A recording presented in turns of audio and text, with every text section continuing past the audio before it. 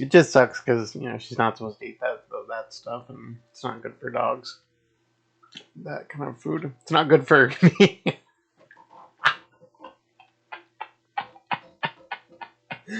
But that's another story. Yeah. Anyways, hope everyone is having a good day. Having a good day. That sounded kind of. You better be. No, I hope everyone's having a good day.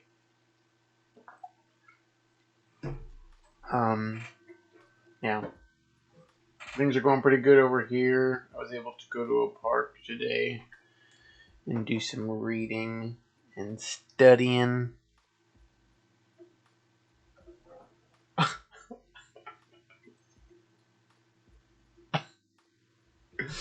Sorry, I just realized that I haven't done some things I needed to do today. Oh man, and I've been periodically forgetting to do them. So it's about as normal of a day as it can be. Oh, yeah. I need to do that. Oh well. I need to, anyways. So today I kind of wanted to talk a little bit about some magic. Mercury is stationing retrograde, so I figured we'll station on top of the topic that I was speaking about yesterday, and we'll just keep going with that because I really think it's important to understand what magic is and to peel back the layers so it's not like this whole because you can science it down. You can kind of put it down to a science as much as we can. I mean, by nature, magic is kind of talking about things that our senses can't observe. So there's this part of it where it's it's antithetical to it. Anyways, let's kind of start with where we left off last time. And where we kind of left off was we talked about how talismans are a little bit like elixirs, in that elixirs can also be translated to be called fortitude. And the fortitude, when you take an elixir, the fortitude shatters your own fortitude to make it more divine, to make it good. Because an elixir is, you make an elixir, a really good elixir. One that's really good, one that's really refined, that has choice ingredients.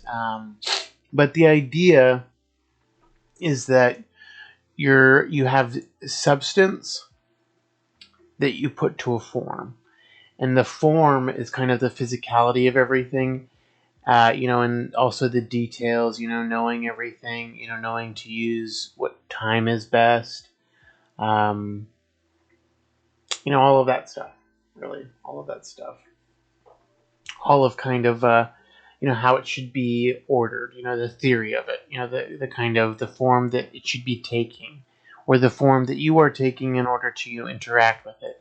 By that, I mean, the form of creating, of kind of creating and organizing a ritual that is both timed well,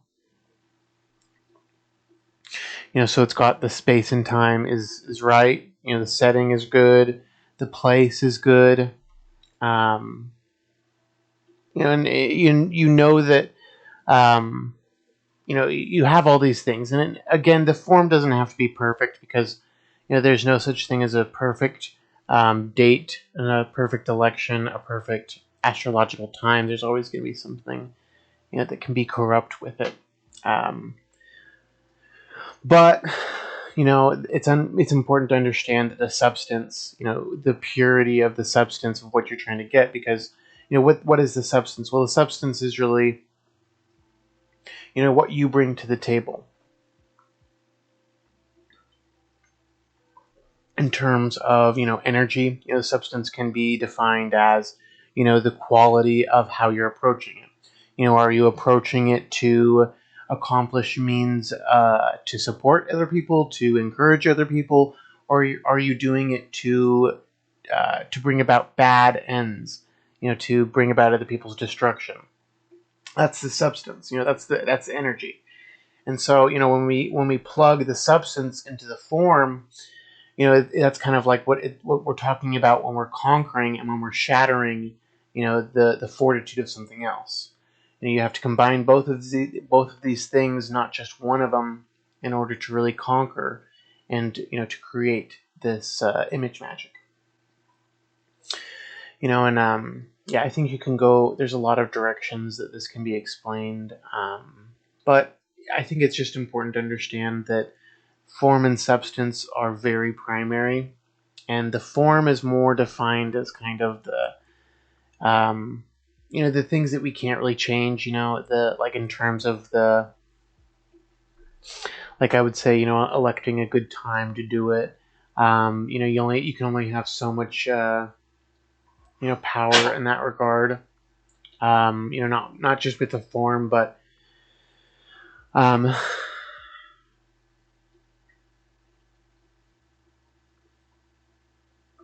you know, because the form really defines how the substance is going to be, how the form and the substance are going to meet together. And I think I could honestly spend more hours talking it, like a couple hours talking about just form and substance alone. But I think a good thing to understand of substance versus form is basically like the mathematics of everything. Form is like, okay, well, I know that these planets like this stuff, and I know why they like that stuff because, it's kind of the science of what's going on behind everything. The rationale, really, the form of which everything is going to be taken up when the substance meets the form. How they're going to be kind of, how they're going to kind of come together, because that's what astrological magic is you're combining substance with form. You're understanding the form of the heavens so that you can meet your substance to be able to be equal, so that they can match and so that they can coincide and so that they can agree with one another to create magic, so that you can really create, the talismans, the creation. What we're creating is those talismans, which are likened to elixirs. The elixirs are likened to fortitude that is used to shatter and to make something better. To make a more perfect virtue of that form. And that's really what I'm kind of getting at. Is the I guess the theory is kind of the form, and so if you understand the theory, and the science of it, which is understanding astrology, how the planets work, understanding, okay, well, if we want to make a working to be successful in image magic, if we want to do image magic to create money, really simple, money. Okay, well, we'd want to pull in maybe Jupiter or Venus, for that. If we want to be able to, understand and be able to, know how to count, know how to diligently collect money, we would go to Mercury. For opportunities, I guess, to create money, we would go to Jupiter. And for opportunities to gain resources, of money, we would also go to Venus. And but understanding that each kind of planet has a role to play in certain parts, and understanding that you can kind of go to a couple planets for the same thing, but different understanding that there's different forms and different techniques or different qualities that can be accessed through these planets, certain virtues that can be accessed that different planets don't have. So, for instance, with Mercury, because, we'll talk about Mercury now. What can Mercury do? Well, Mercury is really good at understanding, being rational and being diligent about understanding things. Understanding how to connect certain things and understanding which things don't connect. Being very scientific, being very studious and wise, balancing things together. Counting things. Mercury's really good at that. Because you think about, not only do you think about the scales, but Mercury is the merchant, and so Mercury is going to need those scales to understand what is a fair trade. And Venus is also in part in relation to that. So, with Mercury, you're probably going to get maybe more the accumulation and maybe not as much of a fair trade, but more so what's fair to you. Mercury is known as the, mercenary. Sorry, the Merkin words. The Merc. And you get a lot of those words with Mercury, and those words mean working on either side, being able to play both parts. But in general, with Mercury, you're going to want to be more balanced. You're going to want to have things more balanced. It's nice when we can do those things, but there's certain things that it's best to quell. Especially in magic, we're conquering these images, and so it's important to bring things into balance and not to bring things into a polarized or, make things just kind of out of balance, really. And that's the goal with magic, is we're trying to create very good images. We're trying to create, we're trying to find forms in the sky that can combine with substances that are good. And in different quantities and different qualities, but it's also important to understand that in life, we don't just have these good parts, or these we can't always be involved in Mercury, Venus, Jupiter, the Sun, the Moon. We also have the Saturn and Mars. And I think it's important to understand that these parts of life are just as valid, if not more so. I mean, every part of life is important to understand, and each part has its place. And in order to understand these different parts, I think it's good to recognize that the perception of them, or at least our perception of them, can maybe sometimes be flawed, which may lead us to understanding incorrect assumptions about these planets. Like, for instance, Mars rules, the law, not the law. Criminals, maybe. Not the law, but, also law enforcement. So, maybe, law enforcement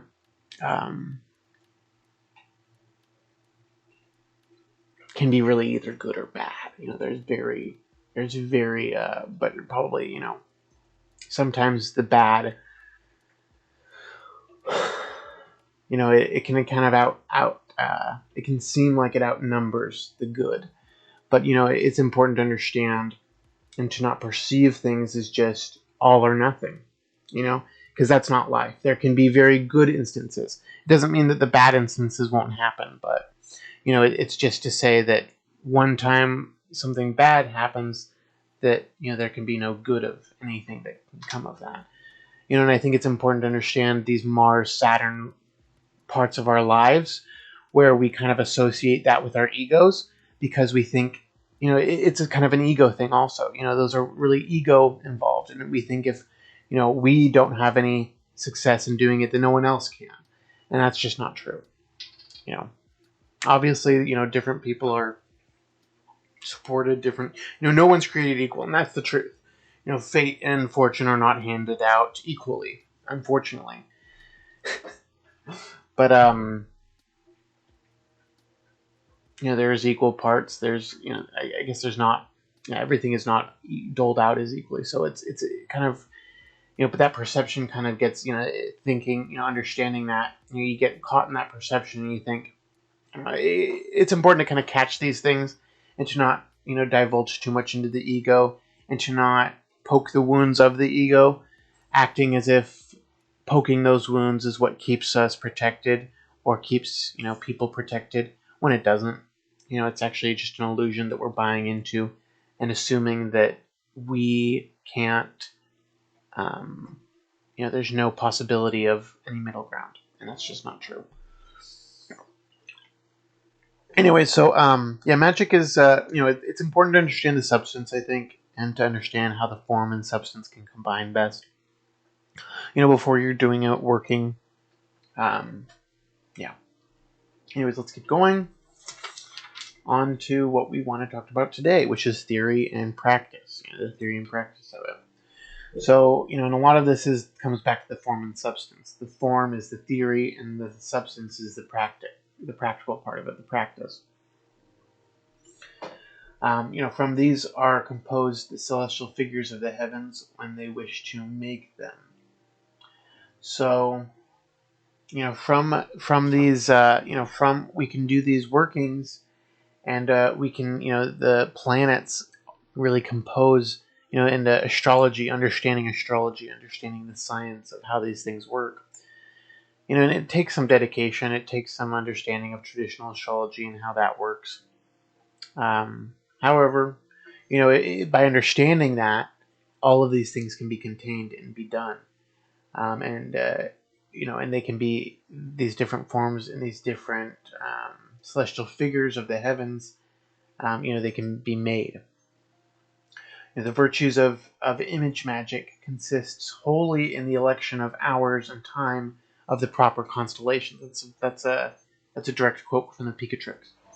So the virtue, so that's the most important thing, is understanding. A lot of this is the form and the substance, and understanding. If you have a pure understanding of the form, then you're going to have a better ability or a better space to have that substance be nurtured and to be contained, I guess.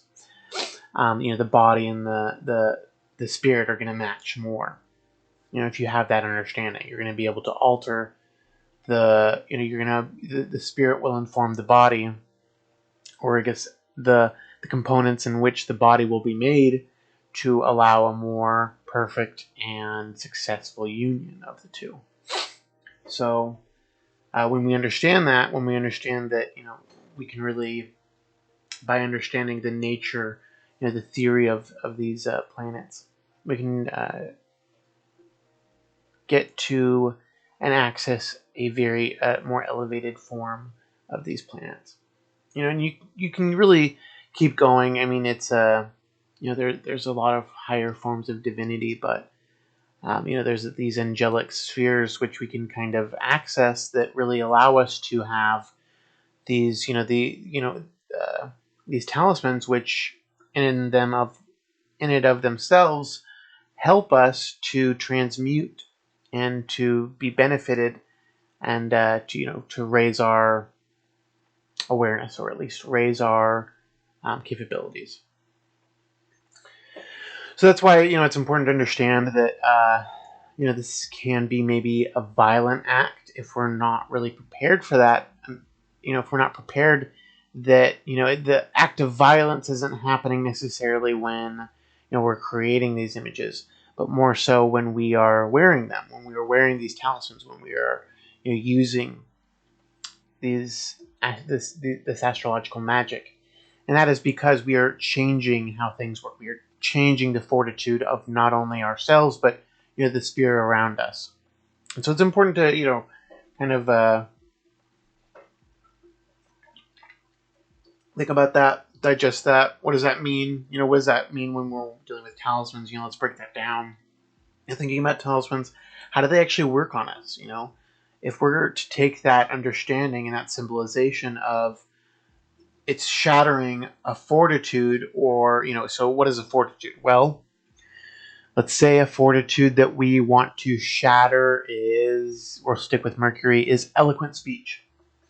So what is Mercury going to do? Mercury is going to shatter the fortitude that maybe of the wearer or the person that may be a little bit not as virtuous compared to the complete, the best form of that talisman. I mean, not many people are born with like Mercury rising in Gemini, sextile Mars and Aries.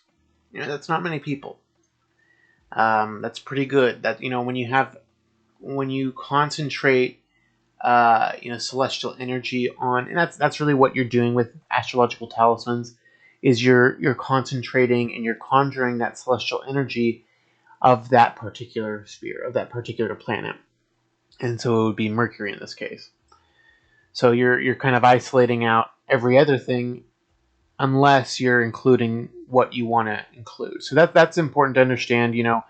When you're working with these talismans, it's not like you're going to be working primarily with you're going to be working with that planet, but you're not going to be working with like some adjunct spirit in tandem with it, like the a configuration that may not be that fortuitous in that um, in that election to make that talisman. And basically, what I mean by that is, if like you're making a talisman and you got a really good Mercury aspect, however, there's like a Sun Saturn opposition in that.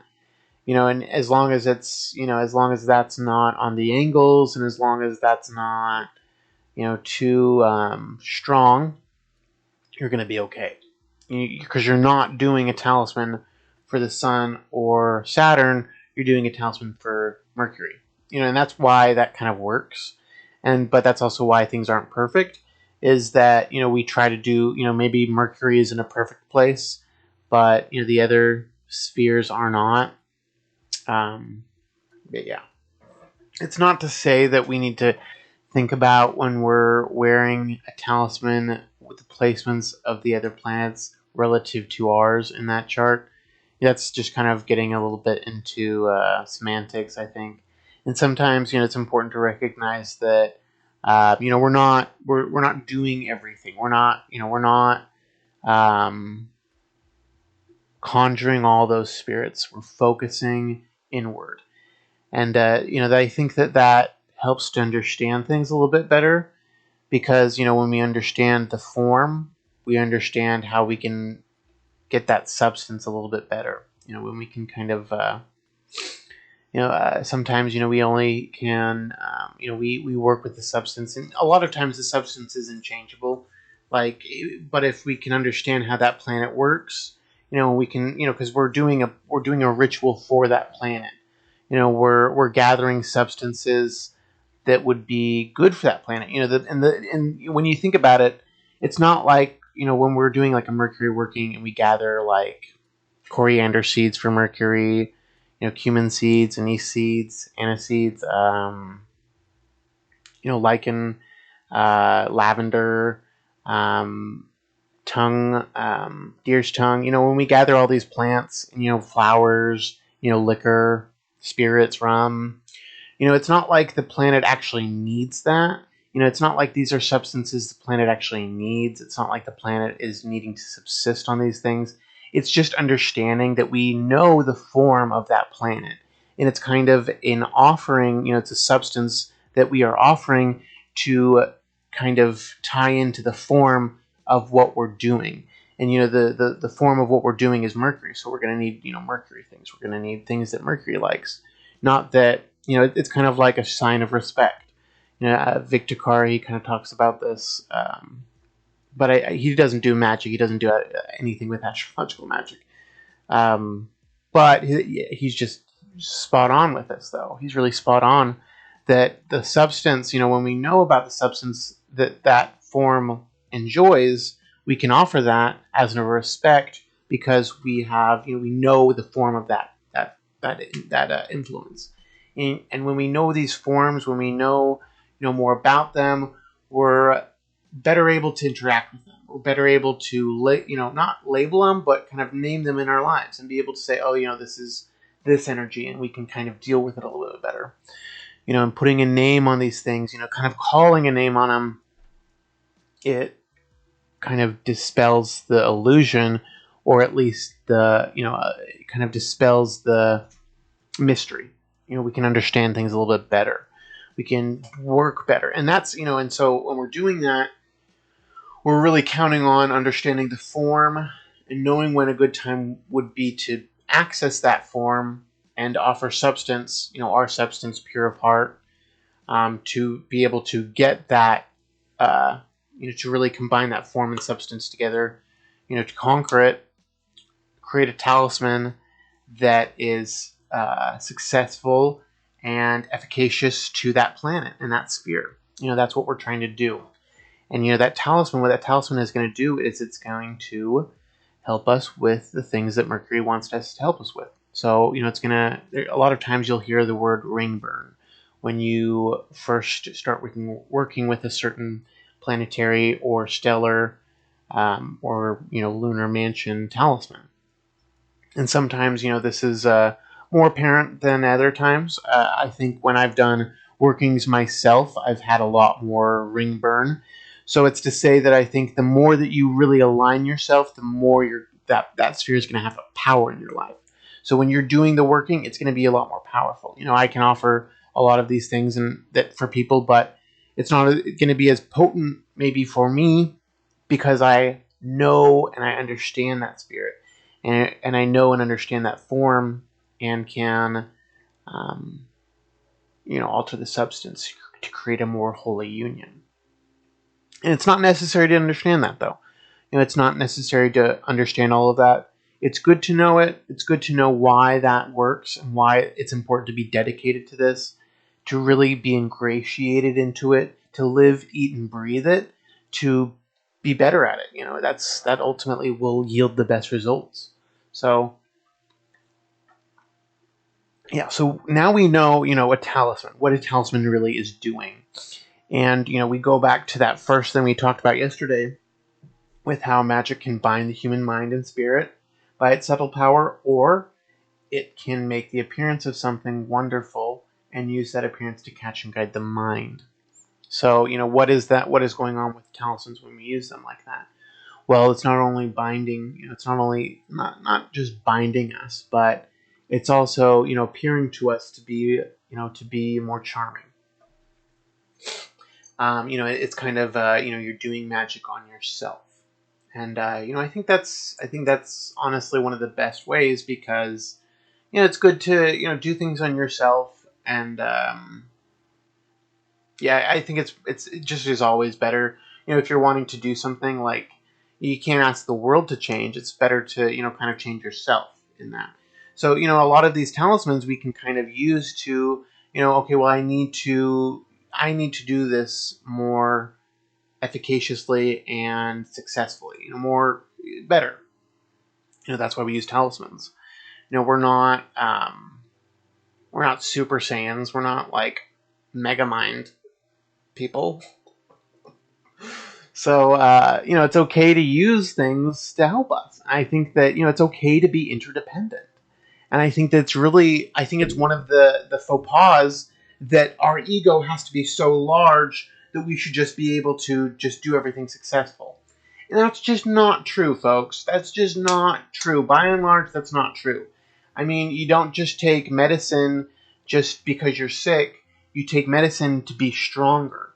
You do things to get better. Why do we have to live in this idea that we have to scold ourselves for not being better, and how awful we are for needing to use talismans to be better? I mean, like, just get over it. Like, at some point, we have to say, yeah, I'm not, and I'd like to be better. We can't just, it's like the idea of saying, you're either fixed in this ability or you have the ability to grow in understanding that. It's really like that. It really is just that. We are not fixed in our skills, wisdom, knowledge, understanding, capabilities. We are always growing and always getting better. So wouldn't we want to do that in the best and most capable way, in a way that would allow us to be the most successful doing that? And that's why talismans are so helpful, is because they provide the foreground to be able to do that. If you really want to get better at speech, well, you can really study, you can read a lot, you can write a lot, and that's great. But also your efforts are going to be doubled, or maybe not doubled, but supported, at least, when you're doing that in tandem with a spirit, with that energy of that influence. And I think with the Copernican revolution, the spirit and the action, the body, became completely separated. There's no connection with them. And in reality, there is so much more connection that I just don't think people realize. And it's like they're teasing themselves, always saying like, oh, well, one day I'll just do these things all so fluidly. And maybe that's just me. But in reality, I think that we don't have to tease ourselves and act like, well, why can't we just be perfect? Why can't scold ourselves and beat ourselves with a stick and act like, well, we shouldn't be using that because we should just be better? And like, that is just, I think at some point a lot of the American narcissism has gotten to us, because if you think about it, a lot of cultural narcissism is kind of like, well, we had to do what we had to do to survive. And yes, that is true.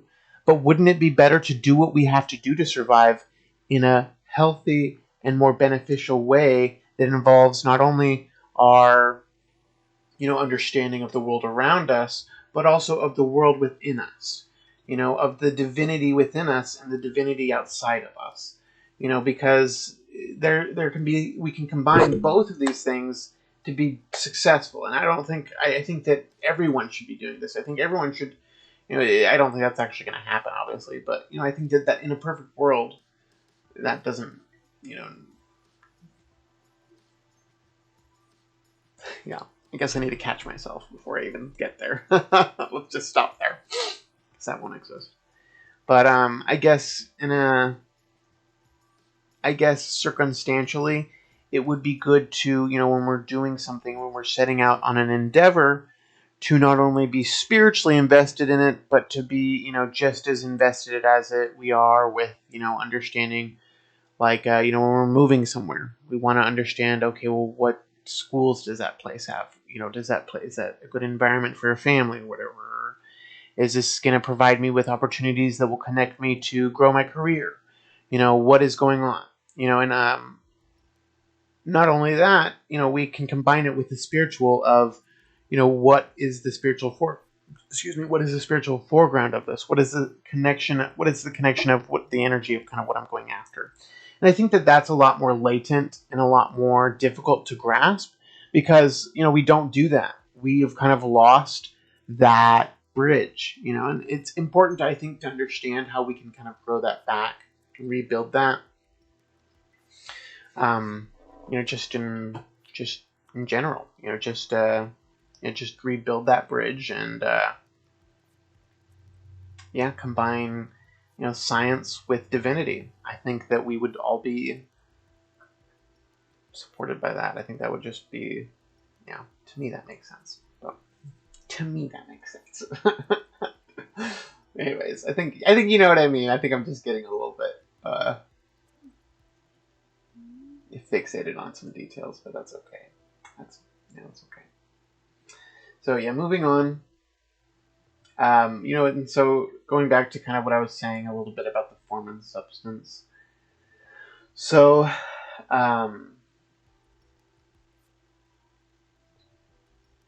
inappropriate substances from which the images are made. That's kind of what I was talking about with, when you understand the form, you can create better the substance. The one informs the other. So, and also, in that words are magic, because if you think about it, and the Pictrix talks about this, words are magic because we can, do a lot of things with words. We can make friends with words. We can make enemies with words. The same person that you can become a friend with, you can become an enemy with. And, that's kind of magic in and of itself. Is, we don't really understand that, but we understand it, but it's kind of weird how it works. Perception is kind of a tricky thing. When someone perceives us in that way, it's is that actually real how they perceived us, or is that just like what they wanted to believe? And that's kind of what I'm getting at with magic. Is a lot of these things we can kind of, we can kind of prime. We can kind of prime to activate and make stronger, so that our magic will be stronger and succeed. So, and then we get to the practical, the substance form of it. And the substance is really the combination of the three natures, with the virtue infused by the fixed stars, the planets, and the mansions of the moon, among other influences, among other celestial influences. And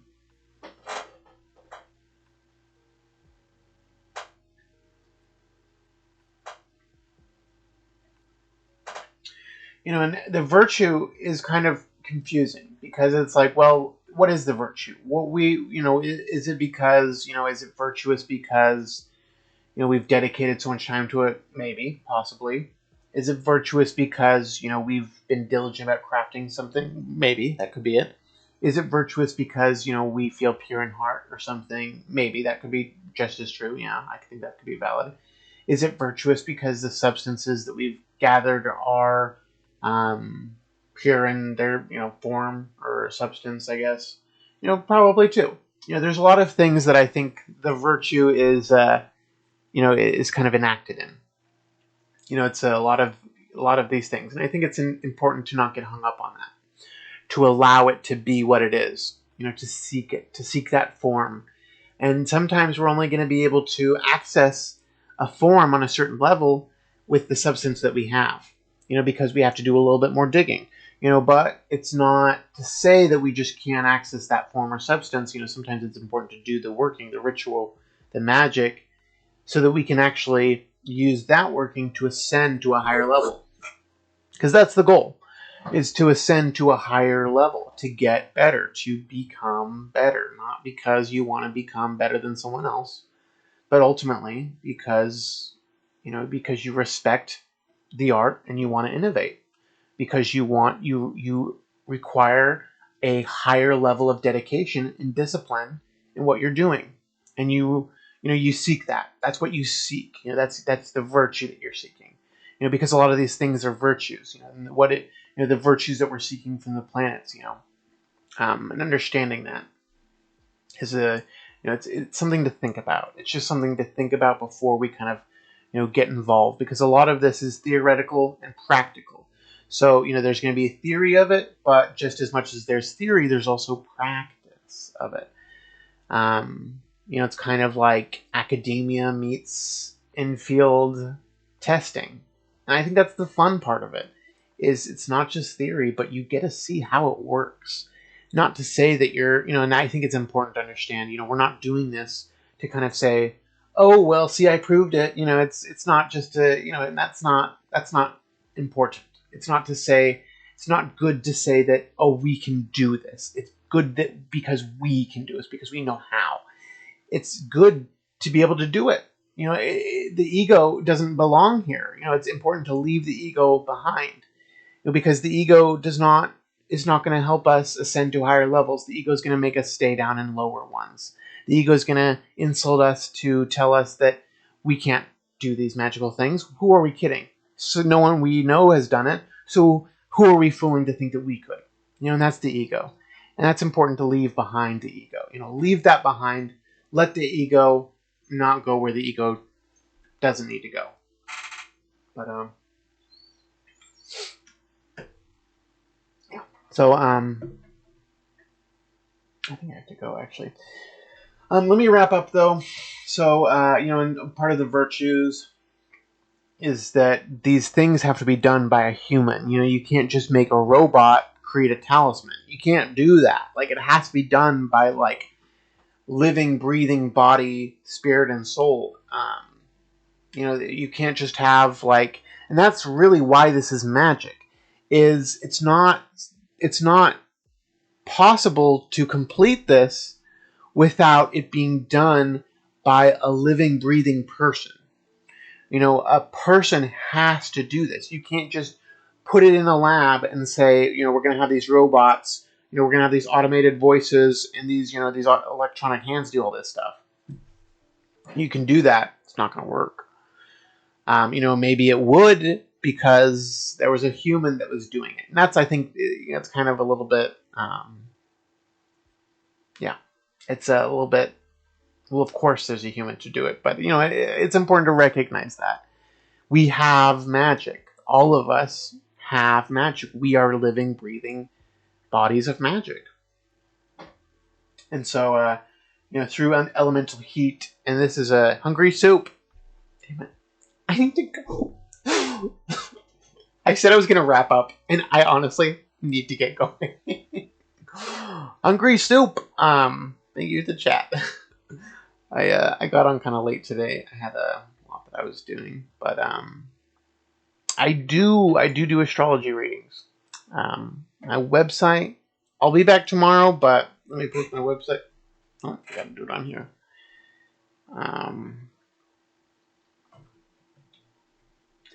Yeah. Yeah, no, I'm sorry, man. I'm sorry. I'm sorry. I'm sorry, hungry soup. I apologize about that. But I'll be back tomorrow. Listen to the stream. I really I'm actually going to post this to YouTube. I really like talking about magic, and this is actually in preparation for a new talismanic series that I'm releasing called Jupiter, the Power of God.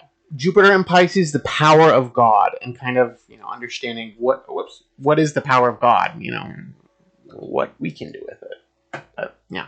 Anyways, I'll thank you for following, though. I do appreciate that, and I look forward to, seeing you later. I'll be back tomorrow. Yeah, I gotta go pick up my boyfriend, my partner. he's at work. I gotta go get. Yeah.